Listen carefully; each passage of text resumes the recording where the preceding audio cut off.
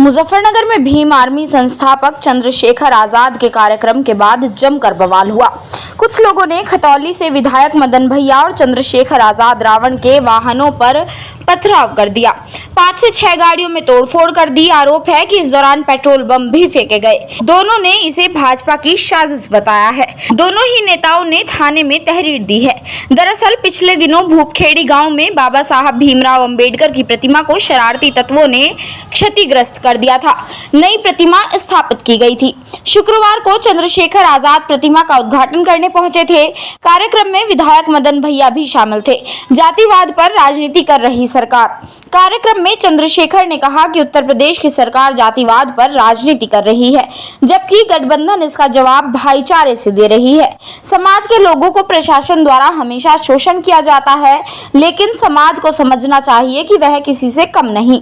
उन्होंने समाज के लोगों से नशे से दूर रहने की अपील की।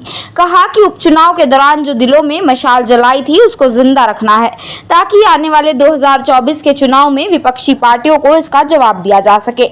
वहीं गठबंधन के विधायक मदन भैया ने भी लोगों से भाईचारा कायम रखने की सलाह दी। कार्यक्रम के समापन के बाद भीम आर्मी संस्थापक चंद्रशेखर आजाद जब अपनी गाड़ियों के पास पहुंचे तो वहां का नजारा देखकर दंग रह गए। गाड़ियों के शीशे टूटे हुए थे।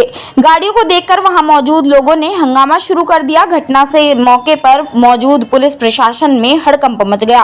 पुलिस ने लोगों को समझाकर शांत कराया है। तनाव को देखते हुए गाँव में पुलिस तैनात कर दी गई है। Bureau report, Surya news. जी, आज यहाँ भूपखेड़ी में आना हुआ, क्या कार्यक्रम था? देखिए, भूपखेड़ी के लोगों ने, उसके आसपास के लोगों ने हमेशा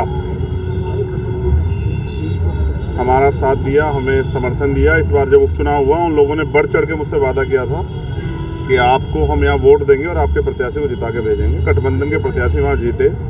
हमने धन्यवाद सभा की, सब लोग शामिल हुए। किसी कारण मैं शामिल नहीं हो पाया था। मेरी इच्छा थी कि जिन लोगों ने हमें वोट दिया, विश्वास दिया, उनके बीच में जरूर जाऊँ। आज वहाँ सतगुरु समनदास जी का एक आश्रम है, मैं वहाँ गया था। परमिशन का प्रोग्राम था, आसपास के गांव के लोग, हजारों लोग शामिल हुए थे और एक अच्छा प्रोग्राम था। वहाँ जाके लोगों को सुनने का, जानने का, उनकी समस्याओं को विधायक जी ने सुना। एक अवसर मिला जो जनता का और नेता के बीच जुड़ाव होता है वो बना, और उम्मीद है कि आने वाले कल में ये जुड़ाव और मजबूत होगा। गाड़ियों में तोड़फोड़ भी की गई है, क्या है, किन लोगों के द्वारा ये घटना की गई है? आपने सुना होगा ना, विनाश काले विपरीत बुद्धि। जब विनाश का समय आता है तो आदमी की बुद्धि जो है वो काम करना बंद कर देती है। भारतीय जनता पार्टी के लोग बौखला गए हैं। पहले उन्होंने तमाम तरह के दावे किए थे कि हम लोग यहाँ हारेंगे नहीं, ये नहीं होगा। लेकिन गठबंधन जो बना है, जिसमें आम जनता का विश्वास है, ये विकल्प है, ये भारतीय जनता पार्टी ताना से सरकार को जवाब दे सकता है। इसका रिजल्ट हमने खतौली में देखा। तो खतौली के रिजल्ट के बाद भारतीय जनता पार्टी के लोग बौखला गए हैं और लोकतंत्र के में इस तरह का प्रयास नहीं होना चाहिए। वहाँ जी मेरी मौजूदगी में जिस तरह से हमारे कार्यकर्ताओं की गाड़ियों पे हमला किया गया, पुलिस की गाड़ियों पे हमला किया गया, प्रशासन की मौजूदगी में हुआ, तो आप समझिए कि यहाँ कमजोर वर्ग के लोग सुरक्षित हैं या नहीं है। इसका जवाब सरकार को, मुख्यमंत्री जी को देना चाहिए। वो बहुत वादे करते हैं कि उत्तर प्रदेश में राम राज्य चल रहा है, यहाँ कानून व्यवस्था बहुत अच्छी। तो आप मुझे बताएं, इतनी बड़ी पुलिस की मौजूदगी में अगर कार्यकर्ताओं की गाड़ियों पर हमले होते हैं, उनको नुकसान पहुँच जाता है, पेट्रोल से उनको उनकी गाड़ियों को जलाने का प्रयास किया जाता है, तो इसमें किसी की जान भी जा सकती थी। तो इसका जवाब यहाँ की प्रशासन को और यहाँ की सरकार को देना चाहिए कि क्या वो लोकतंत्र में और जनमत में भरोसा नहीं रखते हैं। जनता का मत जो है उनके खिलाफ है, तो उसका मतलब जनता को जो है जला के मारने का, उनकी गाड़ी तोड़ने का काम करेंगे।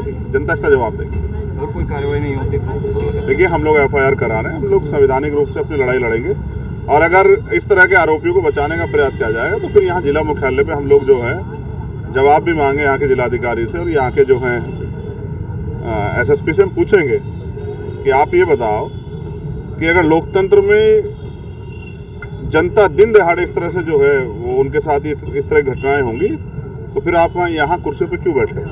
और जवाब देना चाहिए मुख्यमंत्री जी को। इसी कानून के राज के दावे पीटते हैं गृह मंत्री, इसी के लिए उनकी पीठ थपथपाते हैं। तो ये सब एक षड्यंत्र है जिससे हम लोग बुनियादी मुद्दे से हटे। सच ये है, गठबंधन लगातार आगे बढ़ रहा है और उनके उत्साह के आगे बीजेपी फेल हो रही है, और वो अब उन पर कोई रास्ता नहीं बचा, इसलिए इस तरह के हथकंडे अपना रही है। इन हथकंडों से हम लोग नहीं डरते। हमारे कार्यकर्ता जो है लड़ेंगे, और मेरा प्रयास है कि सरकार इसमें जो है सक्रिय कार्रवाई करवाए और हम लोग लड़ते रहेंगे।